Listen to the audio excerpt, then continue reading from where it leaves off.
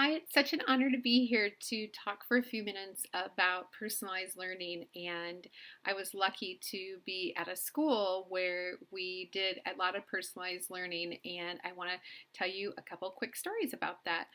As you have heard, my name is Shannon McClintock Miller, and I was the district teacher librarian at Van Meter, Iowa, right outside of Des Moines. And this is a small school, K to 12, with about 600 kids, and literally in the middle of cornfields in Iowa, but just tons of great things going on with learning and with technology and really making a change in education. And as the librarian, I was lucky because I got to work with all of the kids K-12.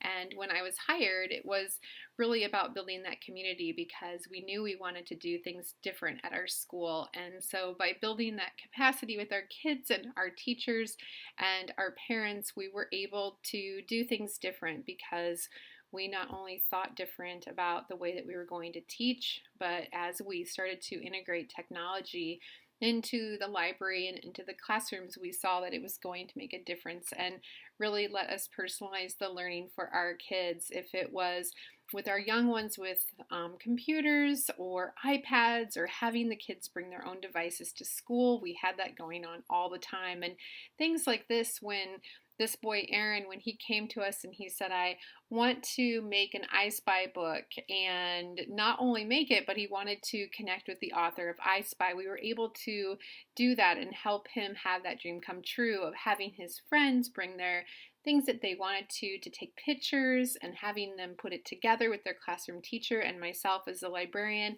and then bringing it full circle by even being able to Skype with the author of the I Spy books in the library. My high school kids too, we had lots of experiences like this. Being in the middle of cornfields in Iowa, our kids had a lot of different experiences than kids say maybe in Philadelphia or Chicago. And one of my friends was a principal in Philadelphia at the Archdiocese, and so we started a class one year with the kids on building their own PLN, their own personal learning network. And these are our kids Skyping in with kids in Philadelphia, learning together every single day. But we were able to personalize the things that they were passionate about: connecting, building a network, being able to learn about technology and social media in different ways. And you can do that now because we have the tools and we're thinking differently, and we can make this happen. But remember that even though we had tons of technology, it was really about the learning. It was about the relationships and the connecting and the communicating and collaborating, just like it always is. And so to have this happen and scenes like this was still something that we saw all the time in our library and classrooms. So I'm going to show you just a couple examples of how we implemented personalized learning through PBL at our school. And through project-based learning, this became the vehicle that we were going to personalize learning. And it was really exciting when we first embraced this. And I'll tell you also just some things about that today too. But when we started to embrace personalized learning through PBL, we saw a huge change in our school, and this was for all of our kids K-12. And I like to start with a story of a kindergartner. And a lot of times we would look at our kindergartners and our younger students, and we would even come down from the high school and take a look at how they were learning in centers and how they were learning together, because that gives you a glimpse into what learning can be like for all of our kids. And Gunnar, he was a kindergartner at this time, and he was the kid that we've all had and that we've all known that I just couldn't get him to connect to me for anything.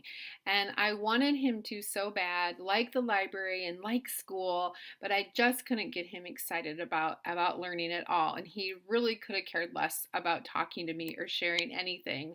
And we were getting ready to do our Iowa Animal Project, a project that we had done for several years. And this year, though, I wanted to change things up. I wanted it to be different for the kids. And so we started down that path of project-based learning kind of the year before, but the teachers still wanted to use the packet. They still handed out, the animals to everybody. Even this year, too, they had very little selection in what they got to choose.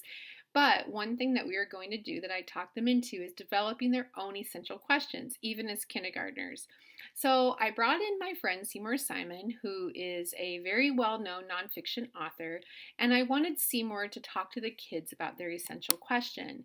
Well, Gunnar got up to the computer and he was not happy to be up there and he was not happy about what we were doing. And Seymour noticed that right away and said, Gunnar, what's wrong? And he said, I have an Iowa snake and I don't want an Iowa snake. And he turned around and looked at his teacher and said, but my teacher won't let me pick anything else. And Seymour said, well, what do you want to do? And he said, I really want to do a woolly mammoth. So we're like, just let him do the woolly mammoth. And we saw this huge smile take over Gunnar's face that led into this amazing exploration by him into his own learning, into his personalized learning over the next 2 weeks of the project.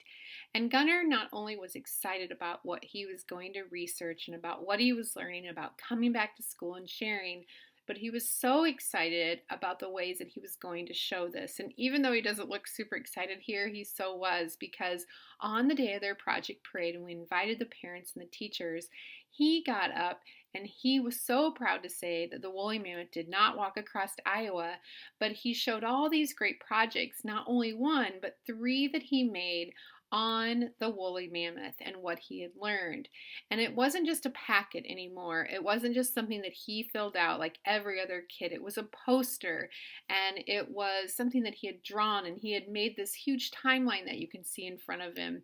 And using tools like Buncee, he was able to even create digital stories and share them with not only the kids in his school, but people around the world. And this is an example of one that one of the kids did when we were doing the Iowa Animal Project, and they were able to publish their own and be able to share them with their classmates, with Seymour and others around the world, and really personalized through videos and through text and pictures and even images that they took as kindergartners to bring their stories together and what they had learned to be able to share. And you can see from their faces when they shared with Seymour then at the end of their project how excited and happy they were about the learning that took place. And this was just the start of really changing things, what we were doing in our kindergarten room with this PBL project. And we saw what it meant to the kids, what it did with their learning, how engaged they became, the communication that we saw, and the creativity come out of these kids like nothing ever had happened before. Now we get to my son Hagen, and when Hagen was in 3rd grade, he came home and he was so upset because his teacher was going to take away his banding together, or his rainbow loom bracelets. And you've all seen these. The kids made them on a loom and they were trading them, and they were so popular a few years ago. Well, that was happening too in Van Meter. And Hagen came and he said, they're taking them away. And I asked him why. And he said, well, we're trading them in class and people are throwing them and they're becoming distracting. I'm like, well, Hags, that's going to happen if we keep on doing that. And so you're going to need to change what you're doing to keep the bracelets. And the next day they came to me, him and his friends, and they said, we have a proposition and we have an idea. And that year we were empowering all of our kids K-12 to think of their own projects, and we wanted them to think of their own PBL project. And just like the kindergartners did, and Hagen and his friends said, we have an idea. We could turn this into our PBL project for the year and call it Banding Together. So I met with the teachers and the other kids and we talked about it, and they all loved the idea. And so we kicked off this huge unit that was based around these banding together bracelets, where the kids could do research and they could use databases and websites and use experts that they found. And they were researching things like math and pattern and rainbow loom and entrepreneurship, all kinds of things that they were really diving in to that model of inquiry to bring it to life for them, that learning. Even learning things about citations. Even though the kids we Skyped with EasyBib and they invited EasyBib to be part of the project. And as this was going on, they still were creating their rainbow loom bracelets. And all the other kids in the school also saw that. All these bracelets that they were making, and they were bringing them they were doing them on the bus and in the library and at home. And I was sharing the story, of course, online. And people like Rainbow Loom itself picked up the project. And everybody was so excited about what was happening. Well, another thing that was happening are a whole bunch of bracelets were being made and collected in the library. And so my friend Mark, who used to be a superintendent in a school in Wisconsin, reached out to me, and he's a missionary now in Africa. And he said, I would love for Hagen and his friends to send those bracelets to my kids in Africa. And the kids loved the idea. Then a group reached out in New York called In This Together Media, and they wanted the bracelets to be sent to India, to Mangalore, to a orphanage there. And so we met with them, and the kids loved the idea. And within a couple weeks, In This Together Media, they contacted the kids again and asked if they wanted to start a foundation called Banding Together, where they would help with some of the funding of sending them, and they would help with the organizations and get other people involved. And so Hagen and his friends, they were so excited because now they had two places and a mission and a goal for their PBL project to send these bracelets. And so when we do PBL, one of the huge things for our kids was really making it global and making a difference with their learning, making it outside of the walls of their building. And this is something that we can do with projects like this when we're personalizing the learning and we're really encompassing like everything that the kids are passionate about. And so the kids created 3D charms, and they met with a poet, and they make love poems to put on them. And when they sent them all off to these two places, we were talking about it, and other people around the world also saw this project. Well, all of a sudden, to Van Meter, Iowa, thousands and millions of bracelets started coming to Van Meter from places all over the world. And these kids in these schools and libraries, they wanted to get involved as well.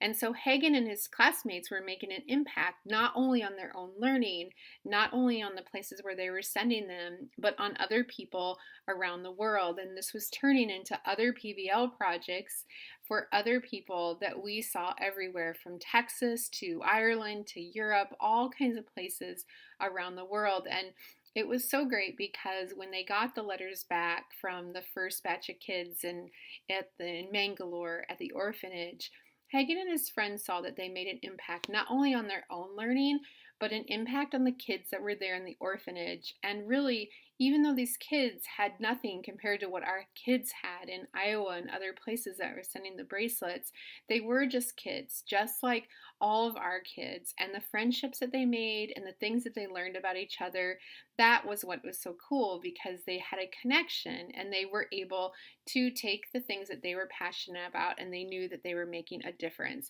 And so by really, tying in personalized learning and finding things that our kids are passionate about and listening to what they want to learn, that's when we can make a difference in their learning and what they're learning and how excited they are to come to school every single day. And so I hope that you're thinking in your head right now on sharing these ideas with your teachers and how you can really bring personalized learning to make a difference through vehicles like PBL to your school too.